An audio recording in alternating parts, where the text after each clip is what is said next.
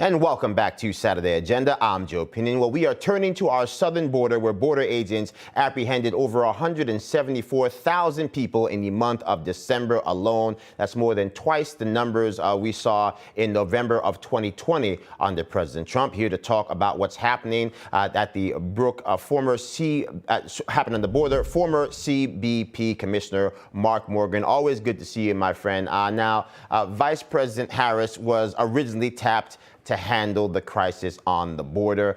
She clearly said that she had other issues to deal with besides what was happening on the border.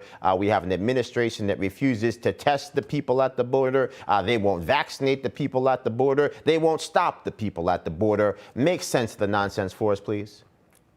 I can't. Look, after 35 years of serving this country, Joe, I've served under 6 administrations, both Republican and Democrat, and this pains me to say this, but because of what's happened with their open border policies and the catastrophic crisis on our southern border, the only thing that makes sense is they see a perceived political benefit from what they're doing. Look, we've seen in the first 12 months of the administration, we're going to look at over 2 million apprehensions. That shatters any 12-month period in our lifetime. This month is the highest monthly total in December. Before that, November was the highest monthly total that we'd seen. A couple of months before that, we had over 200,000. That was the largest monthly total again in our lifetime. Fentanyl seizures at an all-time high that we've ever seen. Like a 12-month period in this country, 100,000 drug overdoses, again shattering any previous record. And the drugs are coming from the southwest border. Joe, you and I could go on and on about all the records that have been shattered because of this administration's open border policies.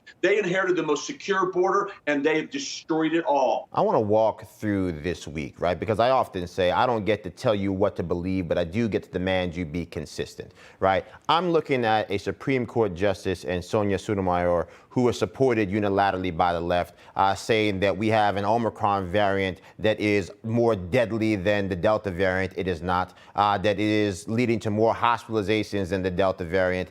It is not. But if you actually are of that opinion, that is the case, if you have a Chicago teachers union that walks off the job because they think that this Omicron variant is that deadly, that dangerous, how in the world can the same people who support these decisions make the political decision to say we're going to fly people on private airplanes to local airports without testing them, release them into the community without contact tracing, without vaccinating them? How can these policies be conjoined by people who say that there is a virus out there that is so dangerous we should effectively change our entire way of life? Joe, look, this is why I love coming on your show, brother, because, look, you're absolutely 100% correct. We are not talking about this monumental hypocrisy that's going on. So just for sake of real quick, put the mandates aside, whether you agree with it or not. But if you're going to have a mandate, shouldn't you apply it consistently with common sense throughout? And so, look, you have individuals wanting to fly into our country legally, and they have to be vaccinated and have a test within 24 hours. If you're an American citizen and want to put food on the table and pay your mortgage and go to work, you have to be vaccinated. If I want to go to a restaurant in certain cities, I have to be vaccinated and show up a test. Yet you can illegally break into our countries on our southern border, knowing that you've traveled through COVID hotspots. We know that at a minimum of those that are illegally entering, Joe, 25% of them have active COVID. And this administration is not only allowing it, but they're encouraging it. You can break into our country, tell a Border Patrol agent, hey, I think I have COVID, no problem. You're still going to be released into the interior United States. No testing requirement, no vaccine mandate. And what planet does that make sense while you're pushing all these other mandates as you described? Absolutely. I mean, it's really crazy. And again, this is before we get to the fact that we have a real crisis happening all across this nation. Again, those Chinese cartels laughing all the way to the bank because they've found a new partner in crime, Mexican cartels who are walking record levels of fentanyl across our border,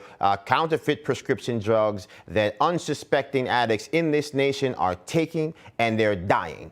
You've got teenagers dying. You've got, again, you're talking about the suicide in many ways, somewhat related to the substance abuse. All of these things that are happening like all across this country because we simply don't have leadership that understands the unintended consequences of such a pervasive policy on our southern border.